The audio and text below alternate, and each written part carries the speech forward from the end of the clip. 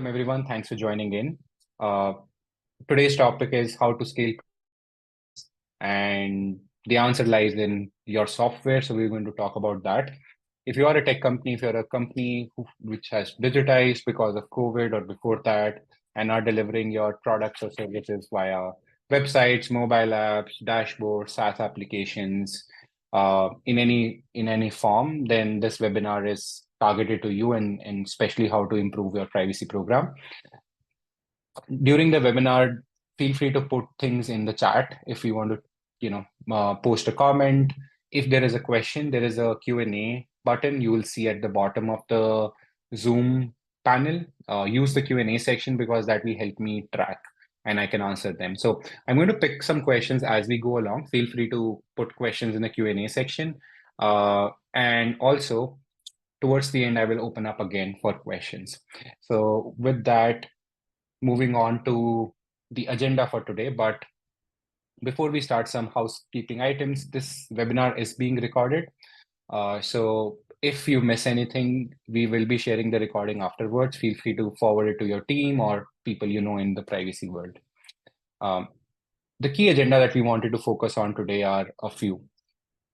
The one thing I've realized, again, talking to chief privacy officers, privacy teams, right from a privacy analyst, privacy engineer, is there's this $1 million privacy problem that the teams are trying to solve. We'll kind of discuss what that is. We'll also link it back to why, as privacy teams, software is the missing gap, and you need to look at software to kind of solve for that privacy problem. We will then move into what privacy code scanning is and a quick demo of the Privado platform. And finally, we will look at Q&A as well. So what's that $1 million privacy problem, right? So as I speak with CPOs, director of privacy, data protection officers, there's one thing overall privacy team want to do. They want to transform the privacy office from an innovation to an innovation enabler from a blocker, right? Think of your own companies. Right now, there is a Gen AI wave which has happened. Before that, there was a cloud wave. Before that, there was a digitization wave. So every team has some Gen AI project they want to do. They want to improve their customer experience, send them real-time notification, personalize the homepage, add a new feature, integrate a new third party, do real-time verification, right? Basically take all the processes and digitize them so they can happen on scale and they can happen automatically. So your users have a great experience while they interact with your product. So that's how your product and engineering teams are thinking. Probably even your marketing team, they've also started to use a lot more technology, right? So across the business, especially in your R&D teams, your product engineering teams, they're thinking of innovation using the latest shiny technology to give your users a better experience, to increase revenue, to increase retention. And on the privacy world, the problem that we face is while we own the entire risk, the compliance work, we don't create any of that, right? So all the innovation that I was just talking about, our job is to prevent any risk that this new innovation brings to the company. And as we are doing it, it can lead to a place where it can look like we are being a blocker, right? And the $1 million privacy problem is how do we avoid that? How do we not become a blocker, but a business enabler, an innovation enabler, so that we get more resources, so that our risks actually get prioritized on a product roadmap, so that privacy functionalities can be built. How can you influence that? Especially now when there is no new net law which is coming, there's no GDPR deadline which is there. It's all about how can you utilize efficiency, business argument, ROI, revenue arguments to drive privacy. So I think that's kind of the fundamental question that we're trying to answer. And when we kind of try to do that, I think there are a couple of reasons why privacy ends up becoming a blocker, and there are some structural issues there. I think starting with the first thing, it's kind of this visibility challenge. And been reflecting about this problem, again, been 7 to 8 years of some modern privacy law being enacted and then work being done towards that. I think for any company to act on risk or any department to make better decisions, the first thing you need is visibility. You need to know what's happening, and then you can make better decisions. Like even in your personal life, you can make better health decisions, or even your food choices can be determined better if you have a log of what's your weight, what's 45 percentage? What are the diseases you are dealing with, right? So it's kind of like unless you have the visibility, you can't make right decisions. So, and the problem on the privacy world is the visibility doesn't exist automatically. It depends because other people are doing their work, and that is the visibility you need. And the problem is the blocker really is right now to get that visibility. Uh, Either you have to do a lot of questionnaires, assessments, which take your time. You have to wait for people to reply, and it takes business time. Or you have to then go into a large data discovery exercise, which needs more people.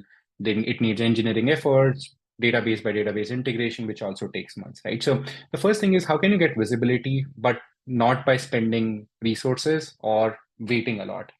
That's the first blocker, right? If you have the visibility, then you can make better decisions, faster decisions.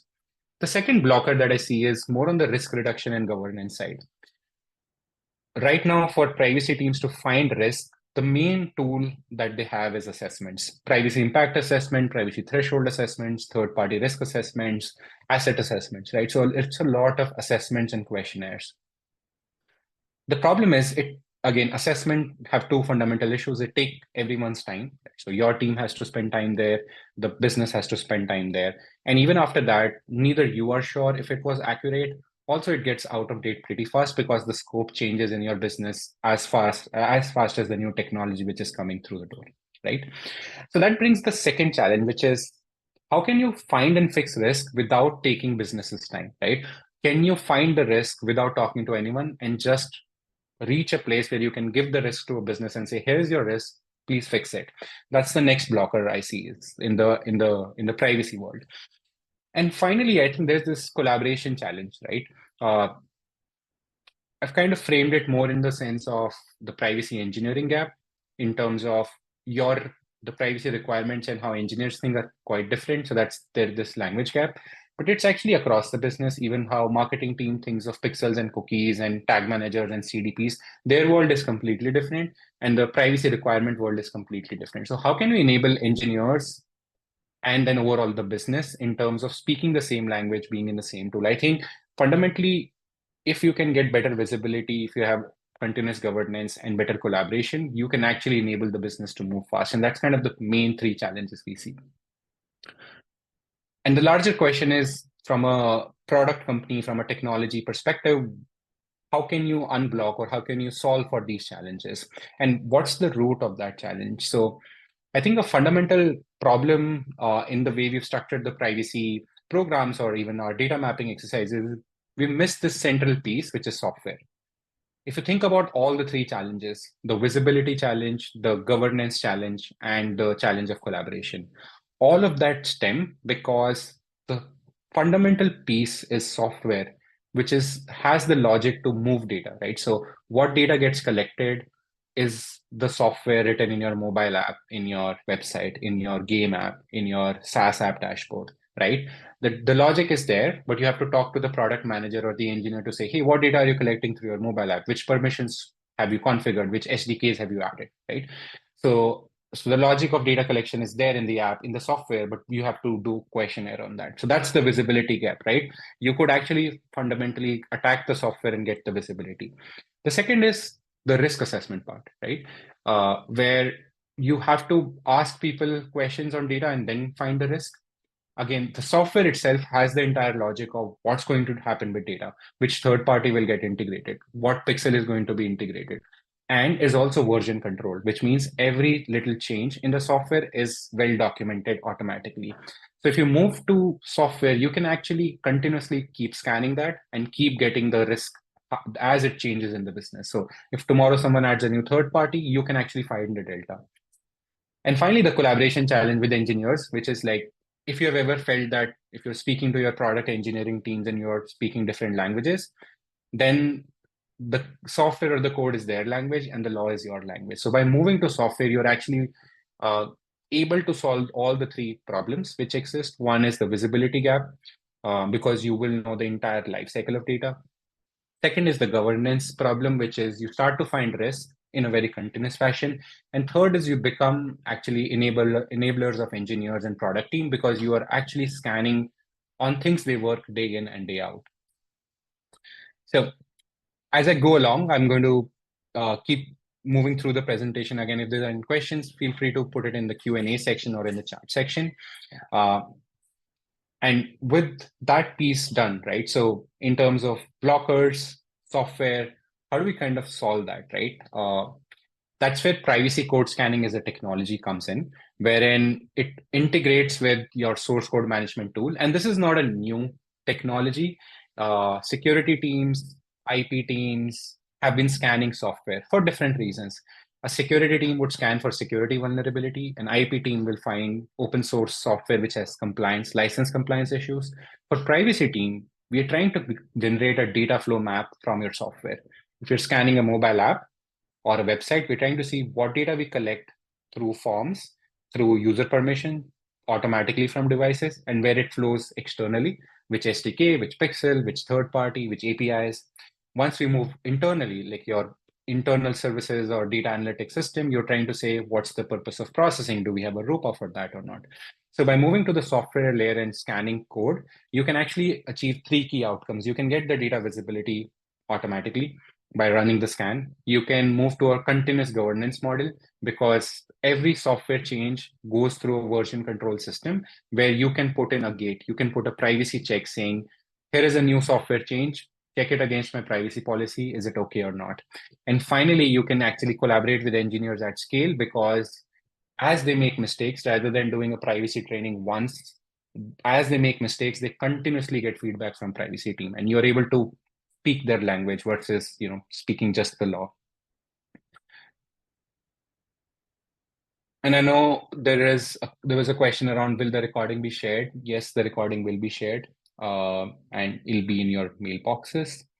Um, So yeah, largely once we move to a context of, hey, there is this challenge of in privacy to become an enabler on visibility, governance, and collaboration, and the software is the missing piece, and you move there. It also unlocks a few things on why makes you the software enabler or innovation enabler. I think the fundamental problem is for to get that visibility, to do that risk mitigation, forget collaboration. Right now, where privacy team ends up spending most time is data gathering, which is either running assessments or enabling integrations with databases, all of that. And that leads to a situation where you basically spend time in building the risk register and you don't have any time left for the risk register itself. Moving to privacy code scanning with Privado or in general changes the equation completely. The visibility you get is within days, right? And once you have the visibility, you have all the time to fix the risk, right? So it's kind of like a status quo change, or it's kind of a mind shift change where instead of spending time in gathering data, your team actually spends time in really high quality work, which is now we know the data flow map. We're going to do a great privacy impact assessment on top of it. Or here are 10 risks in our mobile app. We're just going to create Jira tickets, help it prioritize with the product team, and they will fix it. Versus in the old regime, you would have to prioritize even doing an assessment to find the risk. So it's kind of a mind shift difference, but it will actually empower your privacy teams to spend less time on gathering data, but more time on reducing risk. And at the end of the day, the final KPI for privacy team is the risk that went down, the fines that never happened, the compliance posture that got improved. And all of that can be achieved when you move away from time spent in gathering data to time spent in all these activities.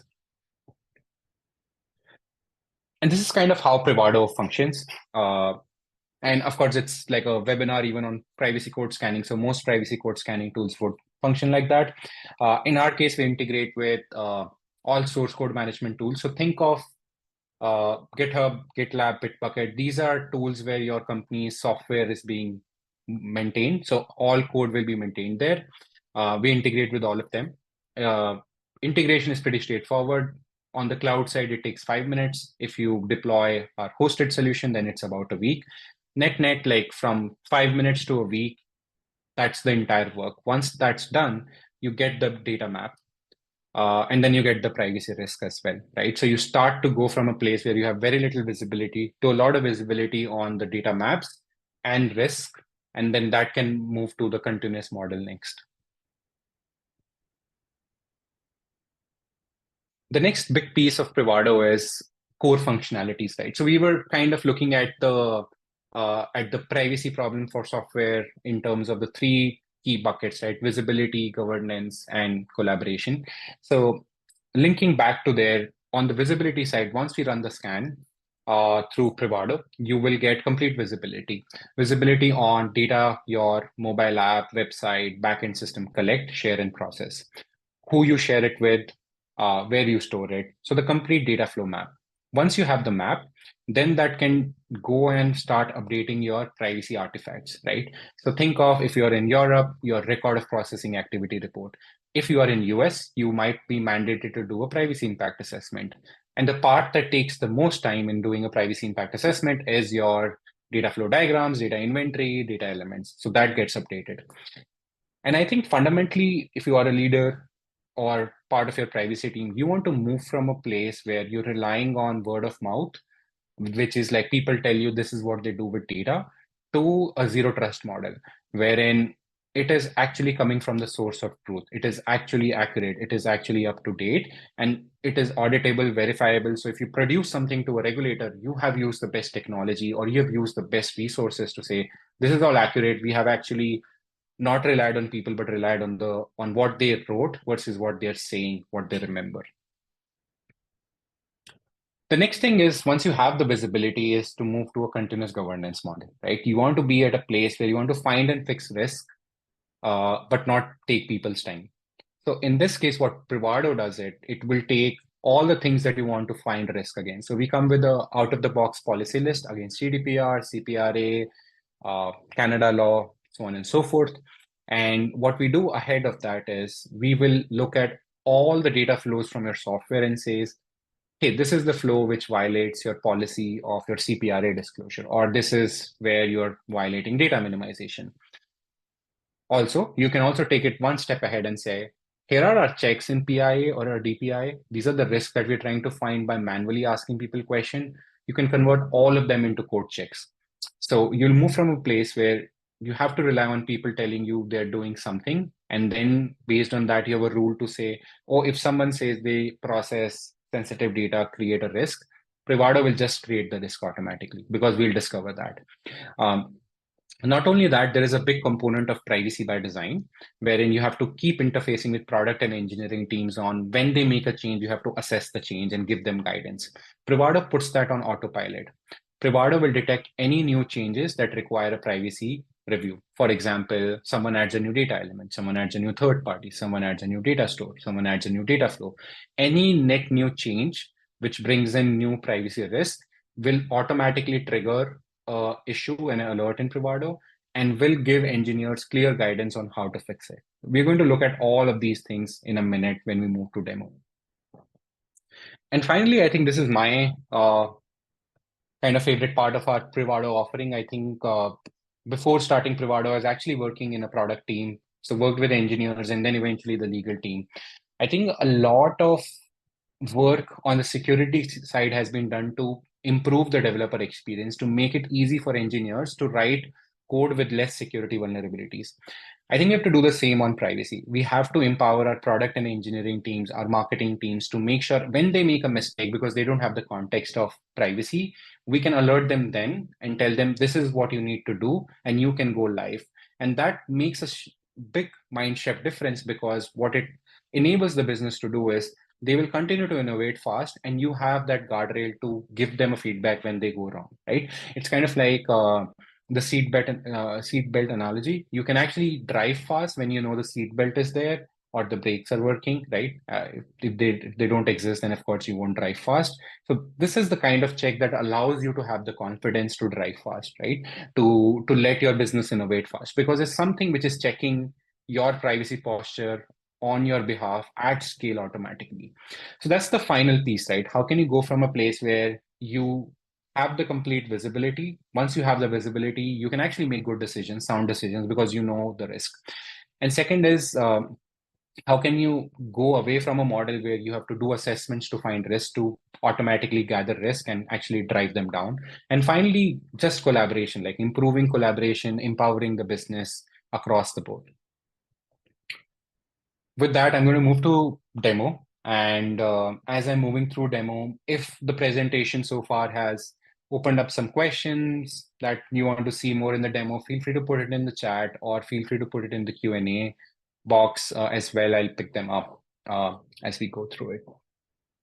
Okay, I already see one question which was around, uh, I think I'll actually move to that slide really quickly and then move to the demo, which was, yeah, so the question really is scanning data versus scanning code and or scanning software.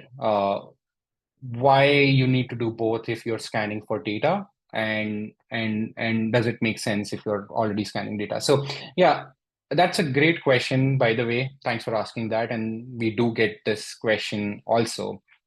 So this is the problem that we see, right? So from a privacy context, there are two things. You want to know your data, right? You want to know your data for multiple things. You want to know your data to protect the data. You want to know your data for data quality purposes, multiple reasons. But for privacy, you want to also know the use of data. A lot of privacy risk lies in use of data, right? Which means even if you know that a database has sensitive data, you still have to go back to a data steward internally to say, hey, you own this database. What do you use the data for? How does data come into this database? Where does it flow next? How does it get used? All those questions are still captured in a manual questionnaire. And that's the privacy problem. That's why it's still manual, right? Even if you are scanning all your databases, you have to still do the use thing manually. That's what Privado bridges. Privado will focus on the software, right? Software is where the logic of data movement is written. Software is where it will have the logic to say, I'm going to pick this data from a database, that sensitive data that you discovered, and I'm going to use it for authentication or fraud prevention or personalization or marketing, and then forward it to SendGrid or Facebook or Meta, wherever, right? So that gap of knowing your data and knowing use of your data, that's critical, right? Knowing your data is important for security. So they might buy a data discovery tool for that, or a DSPM tool for that, or maybe your data governance team has a data quality tool for that. But for privacy, you really need to go to the part. We know we have a data asset which has data. We want to know what's the use of data. That's what needs to go into your OPA report. That's what is used for a risk determination. That's in software. That's why you need to scan code. In fact, I mean, if you just look back on all the recent fines, if you're on the US side, all the fines that FTC has put in, it's all because of software, right? It's you have a metapixel where data is flowing. You have a marketing event name which is being flowing from your mobile app. Or in the EU recently, similar pixel case happened on a bank where post login the pixel was there and all the data flows were happening. So all those things you cannot figure out from data. That's all business logic written in software by your engineers that you need to scan for. Um, Thanks for answering that. Thanks for asking that question. So with that, we'll move to the product dashboard, and I'll give you the demonstration from the entire three perspective. We'll start from visibility, then we'll move to risk identification and fixing, and finally engineering collaboration as well. So first part, whatever you see in Privado has been done automatically. There's no assessment, there's no questionnaire. The only thing we've done is spend 5 minutes to integrate, right? That's the only thing. Once we do that, we run a scan on your software and we start to generate these data inventories, data flows. So let's start with data inventory. The main question that everyone asks, what data we have, what data we process, who we share it with, how we collect it, what's the journey of personal data in our company. That's the fundamental question everyone is asking to build privacy policies, to write better data protection agreement, to answer an RFP if you're a SaaS company, right? Or a regulatory request. So that's super easy in Privado. Once we run the scan, we will generate this data element list. This is all automatic. We don't have to configure anything. We discovered, like, for example, about 31 data elements in this account. Every data element has a name, a category, a sensitivity, which is all configurable. And also there are some tags you will see, like CPRA sensitive, GDPR sensitive, this is my health, my data sensitive. So it builds this data dictionary for you. And by the way, it's all configurable. So it can sync with however you define something. Now, let's say you are an e-commerce company, B2C company, and you are collecting email address, or let's take home address to deliver goods, right? You want to actually know what happens with that. right? As it gets collected through your mobile app website and flows through the company. That question is super easy to answer in Privado. You can just simply click here and it'll build that data flow diagram for you. So for example, in this account, address is being shared with 6 third parties. Stripe, Braintree Payments, Google Maps, a bunch of others. It goes into some cookies. So that's actually concerning. We should look at that. And a database called Sales Manager. And there are some application logs, which is more of a security concern rather than, or data protection concern rather than pure privacy concern. So yeah, let's look at address being shared with 6 third parties, right? Google Maps, okay, that maybe makes sense. Braintree Payments, but why is this Hedvig IT getting it, or why is Google Maps getting it? That answer is super easy to get. You can just click here and it'll take you to the third party or take you to the actual software which is doing it. We'll come to that in the next moment. Similarly, let's say you are a SaaS company, you're collecting email address, you want to know, hey, who all get email addresses from um, our website. You can just our SaaS app, you can just click here, it'll build that data flow graph. Of course, email gets shared a lot. So that's the first step, right? Getting to that view of what data you collect, share, process from your software, be it a mobile app, a website, a SaaS app, or all the backend services or applications that support these user-facing interfaces. The next is a third-party view, right? That's a big question internally. Like, what are the third parties we use? What are their purposes? What are their sub-purposes? Where are they located? How do we get to know what data is going there, right? A big portion of breaches right now are the metapixel breach. And so, for example, let's look at that. Facebook, networking, and then you want to know what data is going there. It builds that for you. For example, Facebook is getting ad IDs and email address and device IDs here, right? So that's all automatic. That's generated by Privado. Uh, this is the part where companies have been fined, where they've used Facebook Pixel on their website and mobile app, and they don't know the flow of data. And that's very easy to get in Privado. Let's take a few more examples. Let's take Google Ads, right? Google Ads, first of all, the purpose is advertising and digital advertising specifically. It's in US. And then you can see here health data going there, illness or medical condition. And you can see how all Google Ads is integrated. It's integrated via two things. There is a mobile app called Health App, and there is GTM. So through Google Tag Manager, also Google Ads is integrated. And then this is the flow: ad ID, illness or medical condition, and device ID. So getting a list of third parties and what data goes to each third party is super easy in Privado. It's all automatic. That's your data visibility. The same is true for databases, your internal APIs, all of that, right? Net, you will go from a place where you want to know, hey, what's our data, what's our RESTful data, all of that becomes automatic. Once you have that, then you can drive a couple of outcomes. Let's look at those.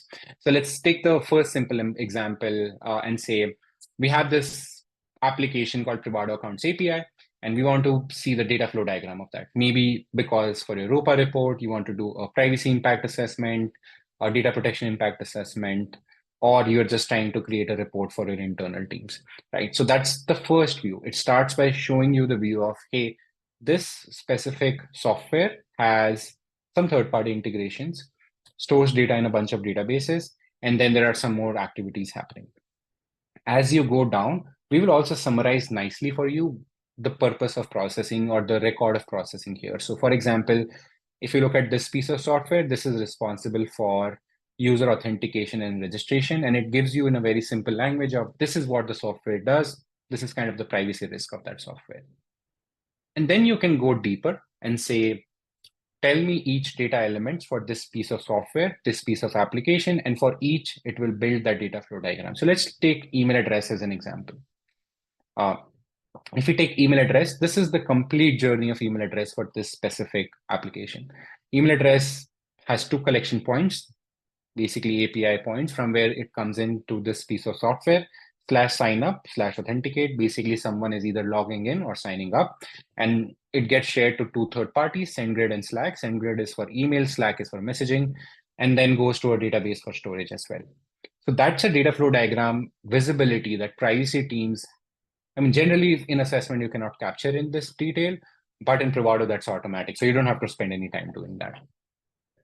So that's the first part, right? You can start to get this visibility on each piece of your software. So this was more of a backend application Another example we can take is more of a front end, like we can take Leaky Health app. This is an Android app. So when we look at the data flow diagram here, you see SDKs, right? Uh, in US right now, especially FTC has been very active about, or actually it was the California AG, which was active about the SDK audit, SDK governance program. So you want to get to a point where you scan your mobile app to get a list of SDKs. In Privado, that's automatic. So here is an SDK audit for a mobile app. These are all SDKs. And then not only that, it'll also tell you the permissions this app take, Bluetooth, phone state, um, if there are any processing activities happening.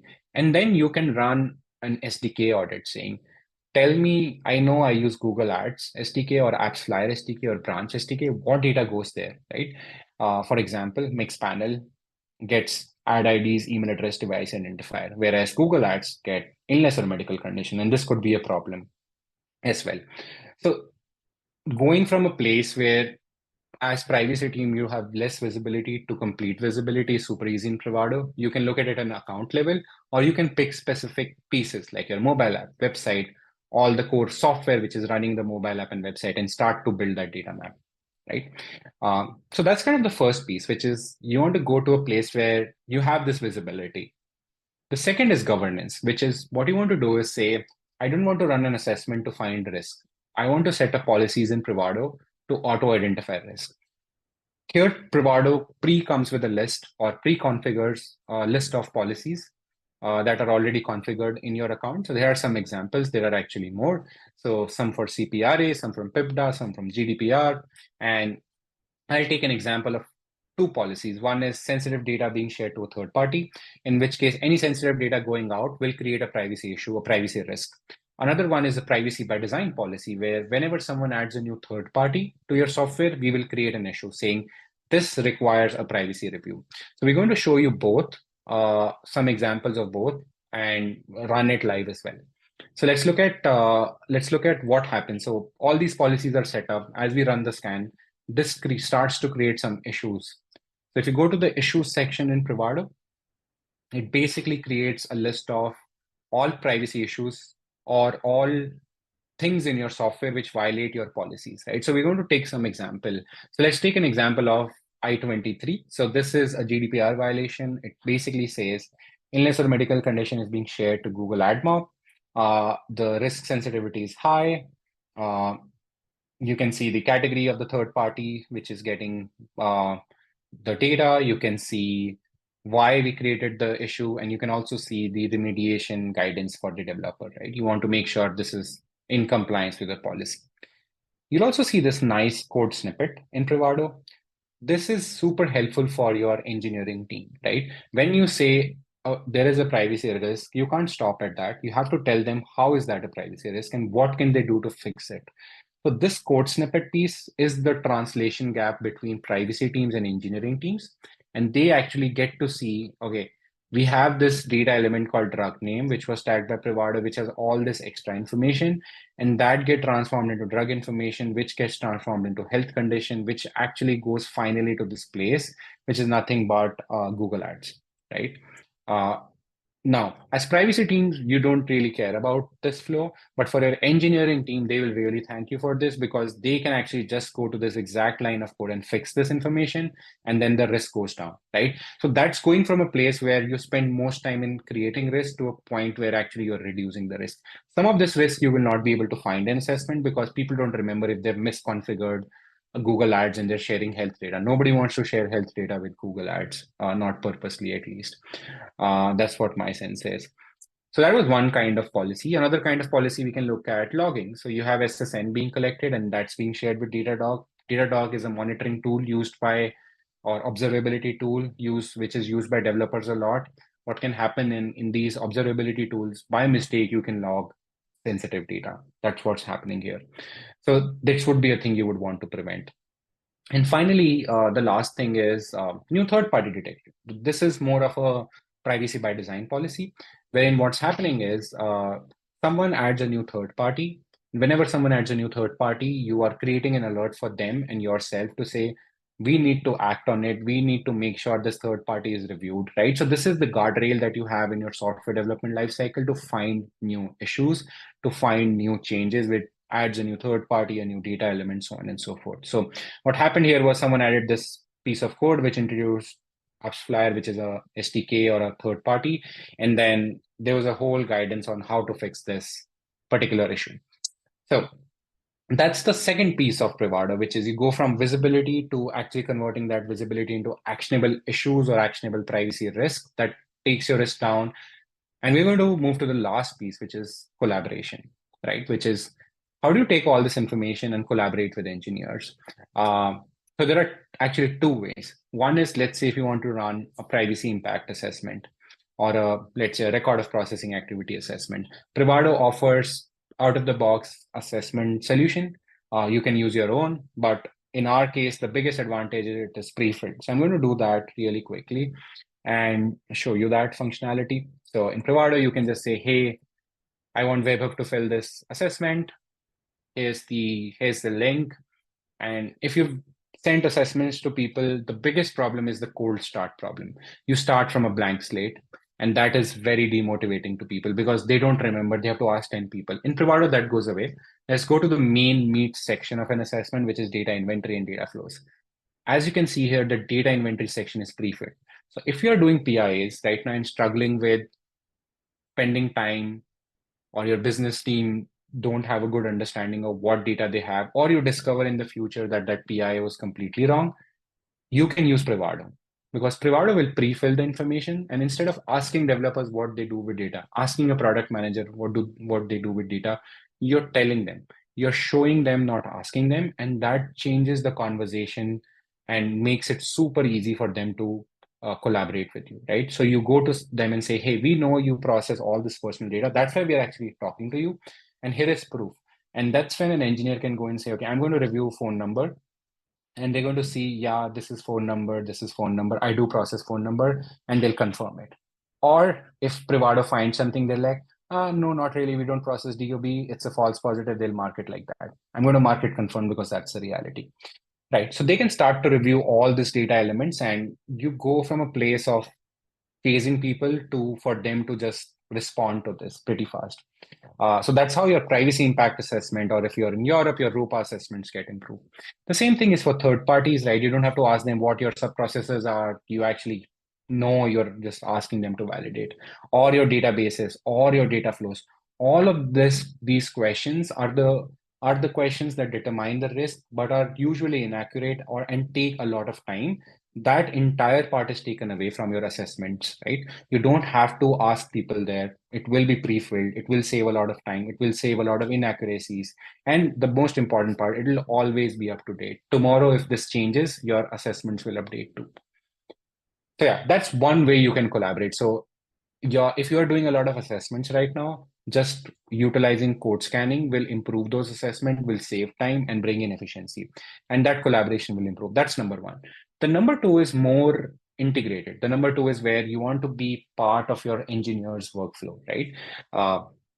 So for that, I'm going to actually demonstrate something live. So uh, let's take an example of this leaky health app, which we have already scanned. So as we can see, there are a bunch of data third parties integrated. What I'm going to do is I'm going to push a new software change here. So this piece of line, and this will add a new third party called Ad Colony. Ad Colony is used for advertising, so it's a pretty popular SDK. And what I'm going to do is imagine a case where someone is adding a new third party and they don't tell you, right? It never gets covered in a privacy review, nobody tells you, and later you discover it and you're like, we should have caught this, why didn't we catch it, right? The missing piece is this, right? So I'm going to do that. I'm going to create a new, this is what your engineers are doing. They're adding new code. They create something called a pull request, which is nothing but asking other engineers in your company to review code. And whenever that happens, a bunch of scanners run. A security scan runs, a IP scan run, and what Privado is really doing is scanning for privacy, right? So the moment I said I want to push this new software change to production so that it can go live, so that my mobile app can have this new SDK, Privado started a scan. So it's right now waiting. It's waiting for the scan to finish. It takes a couple of seconds. And what it's going to do is it's going to look at all your policies that you have committed to and say, does this new software change violate any of that? And whenever that violation happens, you will see the results here. So yeah, right now, think of me as an engineer who's waiting on like a privacy scan, which is integrated, which is running right now. As I said, takes a couple of seconds for it to finish, and then you'll see the results here. So let's wait another minute or so, and then we can walk through the cases. Um, while I'm waiting on the scanner to complete, if there are any questions, feel free to put it in the Q&A. We'll move to the Q&A section in probably 2-3 minutes as well. Awesome. As you can see, like Privado, actually the scan finished and we discovered one privacy issue. So you can see this is for the engineer, right? This is in their tool. You will never log into GitHub, but the engineers are there. They're spending all their time writing code, pushing code. Whenever they do, they get an alert from your behalf via Privado saying, hey, we've discovered this new privacy issue and please remediate that and go live, right? And what's the privacy issue? You added a new third-party ad colony, and they'll be like, did we really do that? And they can actually see what they did, right? This is all them. They actually added this and this. And they're like, okay, how do I fix it, right? The fix is also there. It's like, go to this link to remediate the issue. And the link takes them back to Privado. And the only thing they've been asked is to fill this assessment or rather validate. They've done all the things before they can go live, right? So they can say, yes, we have a DPA with ad colony, here's the link, or we finished the third party risk assessment, we do forward DSR deletion request. And think of this as your privacy checklist, right? Whatever you want them to do when they add a new SDK will be part of this checklist validation assessment, right? They're validating they've done all the privacy work they need to do before they can go live. So this was one example. This is super configurable, but the main power is you don't have to wait for people to tell you what they're doing. You have your triggers integrated in your engineering workflow. And whenever they make a mistake, you're actually looking at that and or Privado rather is looking at that, continuously scanning and creating alerts for the privacy team and engineers. So the engineers will see an alert which looks like this, as we showed you in a moment ago, this comment, and the privacy team will see alerts which look something like this. Here is a new alert. This is what I opened, and this will be for the privacy team, right? So it brings privacy engineering teams together.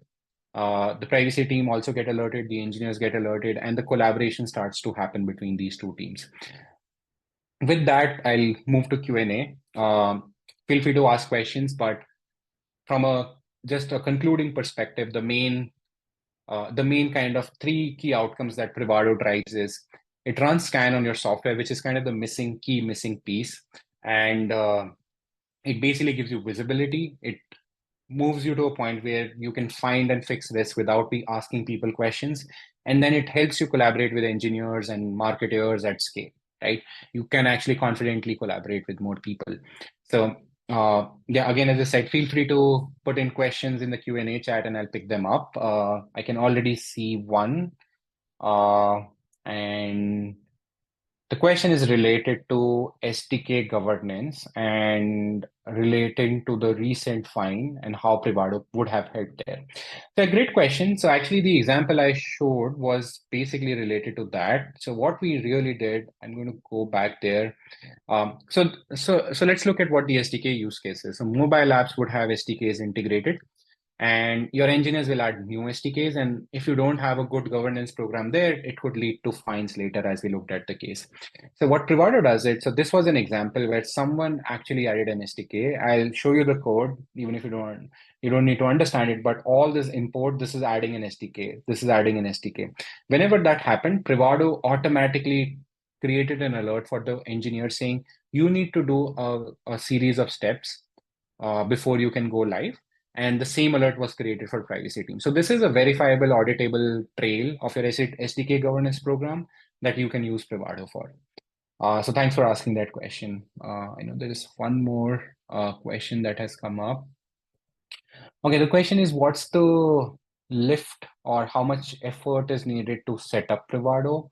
Do we have to create rules for these data elements, and if we can talk about that? So yeah, again, great question. So the lift really there's not a lot of effort that is needed. The integration time, as I said, is 5 minutes for cloud. It's a week if you go for our hosted solution. You want to host Privado on your AWS or cloud account. We already come with a list of about 200 data elements across industries. So, and that covers the maximum base.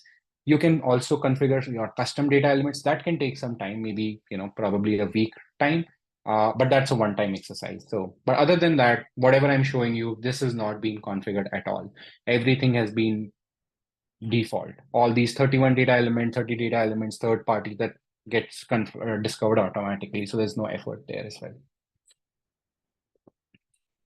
Perfect. Okay, I'll take one more question and then we'll conclude the webinar as well. So uh, the last question, rather the last question is, the question really is, for Privado to work, we need to have the access to the code to pop, and if Privado can update or populate the data inventory from third-party software. It's actually a really great question. Thanks for asking that, Jan. So there are two things in which you can use Privado for. So first of all, uh, if you are a company which is building software yourself, you will have the code of that, and all those software that you've built will have third-party integrations. The problem with third-party integrations is you cannot scan all third parties. Like for example, today you cannot scan Facebook, you cannot scan TikTok, you cannot scan Snap. So there is no third-party integrations possible, right? There are only about 10 to 15 platforms that you can really scan, but the number of integrations that are in your software would be in hundreds, right? Uh, so the way Privado solves for this is we scan your software code where the flow of data to third party already exists. We don't need code of Metapixel. We don't need code for SendGrid or Mixpanel or Braze. Any of the third parties you're thinking of, OpenAI, we don't need their code. What we do just build the graph from is your code has the logic that, hey, whenever a user adds uh, a product in our cart, send this data to Amplitude or Mixpanel or Google Tag Manager. All that logic is already in your code. We can scan that to find the data flows, like I was showing here. You can already figure out when you do a Stripe integration in your product, in your website, what data will reach Stripe is already in your code. You don't need to scan third-party code. Having said that, Privado also scans some third parties. For example, we can scan Google Tag Manager, we can scan High Touch, we can scan Segment, some of the third parties to do the same data discovery as well. That is needed because some of these third parties have further data flows. So for example, you can send data from your mobile app and website to Google Tag Manager and from Google Tag Manager to TikTok. So we can build the entire flow. So we do scan third parties, but that's to build further data flows. So it's almost like fourth party data flows, right? So that's possible. And thanks for asking that. And then the next question is, can we upload an inventory from a rival? Can you upload an inventory from a rival privacy platform? So Privado actually has a OneTrust integration. We also have APIs. We've integrated, or companies rather have integrated with other uh, uh, privacy platform. We specialize on the privacy engineering front, where we see a big pain point with companies, privacy teams not having any visibility on the engineering side. So we have APIs to integrate and ready-made integration with OneTrust and few other tools. So yeah, we would update that. Your privacy platform will get supercharged, which are especially manual right now. Thanks for asking that, Darren, as well. Perfect. Awesome. So yeah, thanks for asking all the questions, and hopefully we the entire context of software resonated with a few folks. And thanks for staying all the way through webinar. Have a great rest of the Thursday evening for folks in Europe and the day in the on the US side. Thanks everyone. Bye bye.